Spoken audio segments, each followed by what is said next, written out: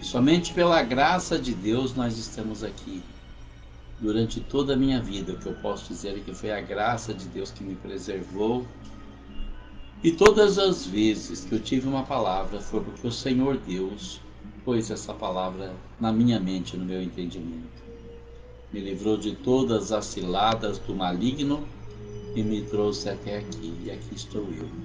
Na semana passada, nós falamos sobre a última parte do capítulo 14 do livro de Apocalipse, que falava sobre a ceifa e a vindima, sobre aquele final, quando vai haver aquela grande colheita de almas comandada por Jesus.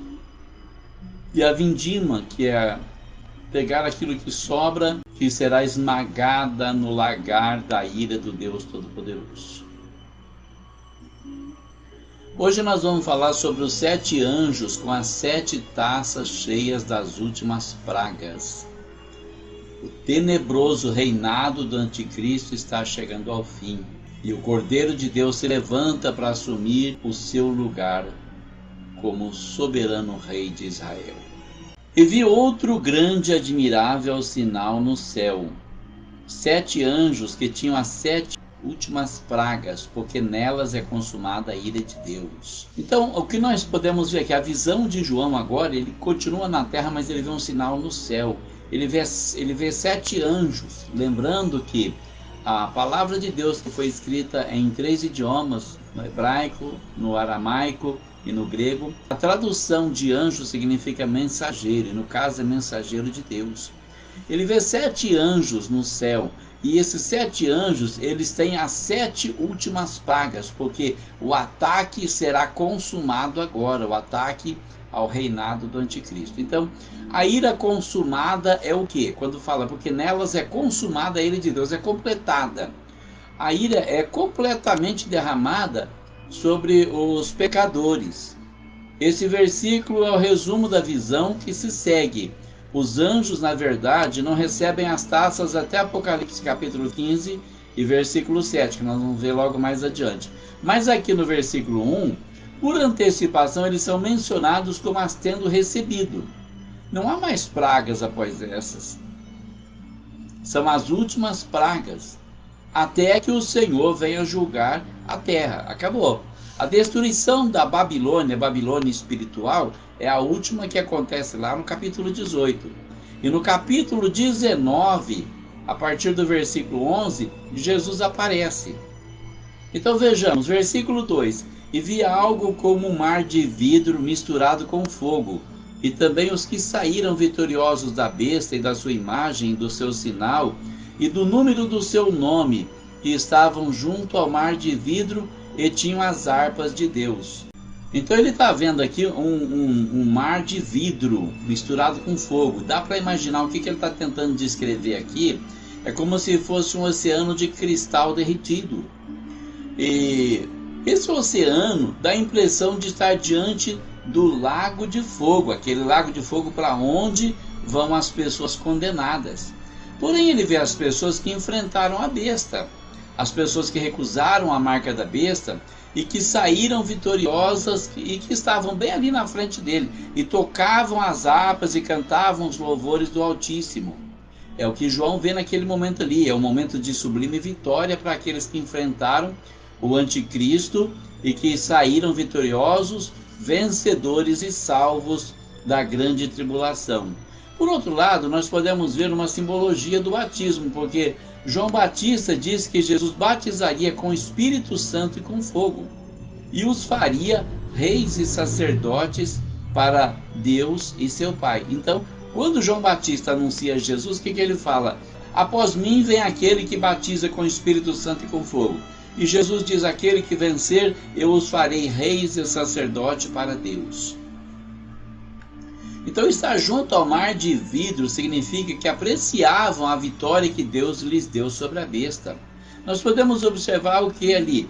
Um momento de sublime vitória. Há uma comparação também nesse mar de vidro com o Mar Vermelho. Aqueles israelitas que pararam no barranco do Mar Vermelho, vendo os inimigos egípcios sendo destruídos por Deus, porque a Bíblia nos fala que Faraó, ele consentiu na saída dos filhos de Israel do Egito, depois da última praga, que foi a morte dos primogênitos, porque o próprio filho dele pagou a pena da desobediência dele. Mas então, num certo momento, ele se arrependeu e correu atrás, juntou o exército, foi atrás do povo, vão matar todo mundo, esse povo destruiu a nossa nação. Mas então, Moisés, com o cajado, abriu o Mar Vermelho, o povo de Israel atravessou com o pé enxuto, não sujou o pé nem de barro, e eles viram aquilo, chegaram lá na beira do mar e viram aquela multidão passando pelo meio das águas, né? E eles falaram, vamos entrar também, porque Moisés tinha feito um grande milagre ali. Criou um corredor no meio daquelas águas e o povo passou a pé. E eles entraram com carruagem, com cavalo, entraram todos. Então, quando saiu o último israelita do outro lado, Deus disse para Moisés, agora lança o cajado sobre as águas e o mar vai se fechar. E quando Moisés lançou o cajado, então as águas, aquele corredor se desfez, as águas cobriram os egípcios e eles morreram afogados. E os israelitas que estavam na praia, a Bíblia diz que eles viram os corpos mortos dos egípcios que se afogaram no Mar Vermelho. Então dá para fazer uma comparação aqui com aqueles israelitas que estão ali cantando o hino da vitória, o hino de Moisés, que a própria Miriam comandou com o seu tamboril, depois de terem passado vitoriosamente por ele, depois que o Senhor destruiu o inimigo egípcio, derrubou ele no meio do mar. Moisés e a canção de triunfo dos israelitas tem seu antítipo na canção de Moisés e do Cordeiro dos Santos, porque fala lá em Apocalipse capítulo 15, versículo 3, então vamos ler daqui a pouco, sobre a canção de Moisés e a canção do Cordeiro. Como o mar tipifica o conturbado estado do qual a besta surgiu, porque a primeira besta, ela surge do mar, e que não deve mais existir no abençoado mundo que está por vir, o mundo que Jesus vai controlar, porque agora ele vai reinar, e também no mundo vindouro, quando novos céus e nova terra serão criados. Então os santos vencedores estão sobre ele, sobre aquele mar, tendo ele sobre seus pés, como a mulher tinha a lua sobre seus pés. Como mostrava lá em Apocalipse capítulo 12, versículo 1, a mulher estava pisando sobre a lua. Mas agora não é mais traiçoeiro, onde os pés afundam. Não é aquele mar de água que os pés afundam, mas ele é sólido como se fosse de vidro. Como se fosse de vidro. Como estavam os pés de Jesus, cujo triunfo e poder os santos agora também compartilham. Porque Paulo disse que assim como Jesus é, nós também seremos. Porque como ele é, nós o veremos. A firmeza de pé em meio à aparente estabilidade é representada dessa forma. Eles podem permanecer não apenas como Israel vitorioso no Mar Vermelho, como João na areia da praia, mas no próprio mar, agora firme e refletindo a sua glória como vidro. Seu conflito passado derramando o brilho mais intenso em seu presente triunfo. A sua felicidade aumentada pela retrospectiva dos perigos pelos quais eles passaram e venceram. E lembra também Jesus andando sobre o mar, como Jesus fez Pedro andar sobre o mar até que ele duvidasse e afundasse. É tudo uma representação do que já foi, do que é e do que será. É por isso que muitas vezes ele fala que eras e que és e que has de vir. O versículo 3 diz que eles cantavam o cântico de Moisés, servo de Deus, e o cântico do Cordeiro, dizendo: grandes e maravilhosas são as tuas obras, Senhor Deus Todo-Poderoso. Justos e verdadeiros são os teus caminhos, ó Rei dos Santos. Então olha, observa bem, é o cântico de Moisés, o servo de Deus, e também o cântico do Cordeiro. Está aí a comparação e a semelhança, porque aí nós temos tanto a igreja do Velho Testamento como a igreja do Novo Testamento.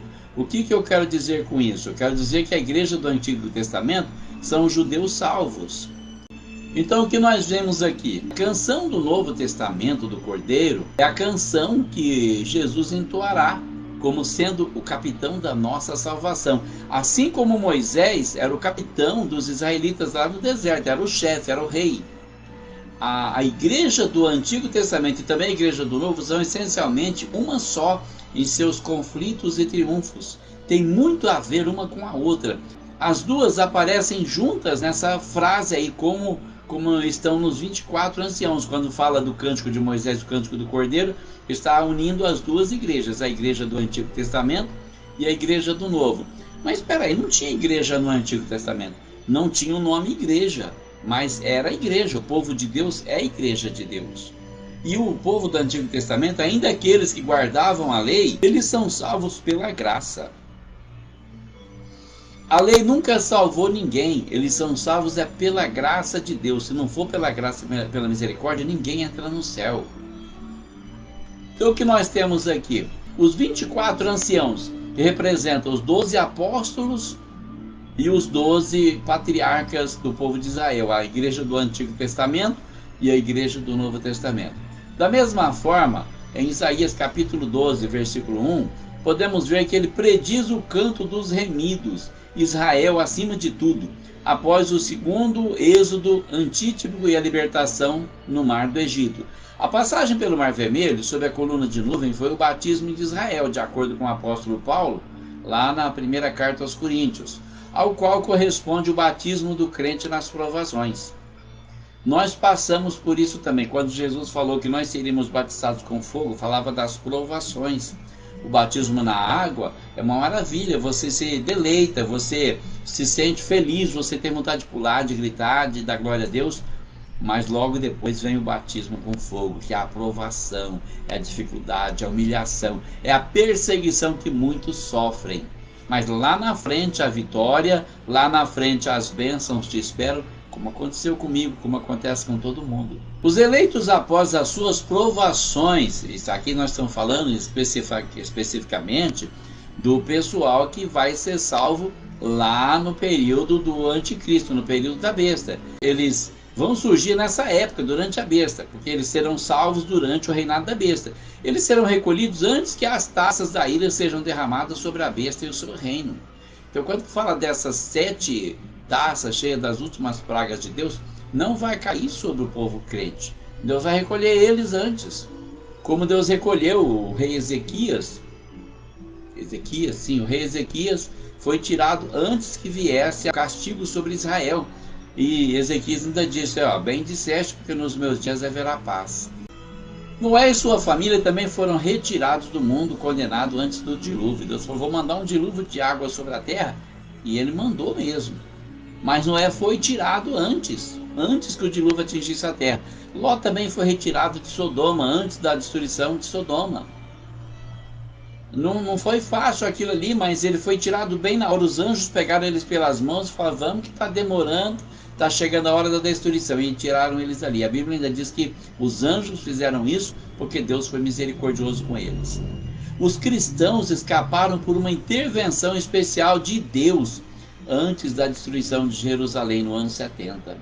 Quando a coluna de nuvem e fogo se interpôs entre Israel e o inimigo egípcio, Israel alcançou com segurança a margem oposta, antes que os egípcios fossem destruídos. O que aconteceu ali foi exatamente, eles entraram no mar atrás dos israelitas. E a Bíblia diz que a coluna de nuvem foi para trás do povo de Israel e ficou entre o povo de Israel e os egípcios. E o anjo começou a derrubar a roda de carroça, a atrasar eles, para que o povo chegasse com segurança na margem oposta. E assim que o último israelita subiu na margem, então o mar caiu sobre todos aqueles inimigos, e eles foram destruídos, e o povo de Israel também escapou. Assim o Senhor, vindo com nuvens e fogo flamejante, primeiro alcançará o seu povo eleito nas nuvens, para encontrá-lo nos ares. E então, com fogo destruirá o inimigo. Paulo é muito claro quando fala isso lá na segunda carta aos Tessalonicenses. O cordeiro entoa a canção em honra ao Pai, em meio a grande congregação. Moisés era o servo de Deus. O cordeiro é mais do que isso. O cordeiro é o quê? É o filho de Deus. E ele deixa bem claro que o servo não fica para sempre, mas o filho fica para sempre. Então ele entoa o canto. Qual é o canto? Quem não temerá ao Senhor e não magnificará o teu nome? Porque só tu és santo. Por isso todas as nações virão e se prostrarão diante de ti, porque os teus juízos são manifestos, são revelados. Quem não o temerá? Haverá alguém capaz de desafiar o Supremo Criador?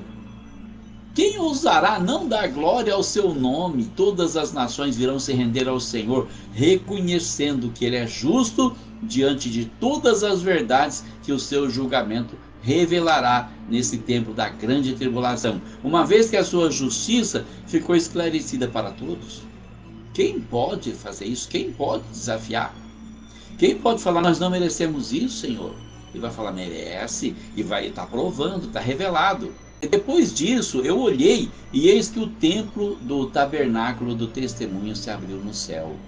Olha, ele vendo aqui o templo do tabernáculo do testemunho, da Arca da Aliança, se abrindo no céu. Porque a Arca da Aliança, que se perdeu, irmão, aquelas pedras, aquelas tábuas da lei, que se perderam aqui, elas são apenas uma cópia do modelo original que está no céu.